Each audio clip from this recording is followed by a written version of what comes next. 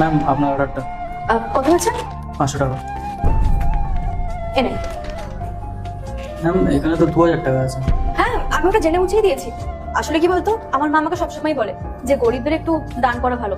তো এখন আমি গরিব কোথায় খুঁজে পাবো? তো তুই রেখে দে ওটা। বা ম্যাম আপনি তো আমার দিন বানিয়ে দিলেন। আমি সারাদিনে যে টাকাটা কামাতে পারতাম না, আপনি একটা অর্ডারে দিয়ে দিলেন। Thank you so much. ঠিক আছে, যদি তুই এরকম এখানে অর্ডার দিতে আসিস তো তোকে আমি দান করতে থাকবো, কোনো ব্যাপার না।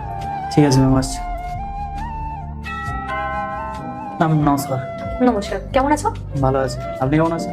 আমি ভালো আছি। আপনার অর্ডারটা। এ নাও।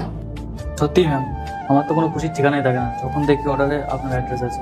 আরে তোমার তো কপাল ভালো যে আমার অ্যাড্রেসে তোমার অর্ডারটা করে। আর তাছাড়া তোমায় বলেছিলাম না, আমার মা আমাকে আগাগোড়াই বলে এসেছে যে গরিবদের দান করা অনেক ভালো, এতে নিজেরই উপকার হয়। তাই আর কি টুকটাক গরিবদের দান করে দিই। আর তুমি নিজের টিপস গুলো নিয়ে নিও না, কি আছে।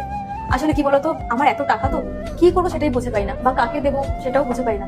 তাই আর কি তোমাদের মতো গরিবদের হেল্প করে দিই, এতে তোমাদেরই ভালো হবে। তো এটা নিয়ে খুশি থেকো। ধন্যবাদ ম্যাম।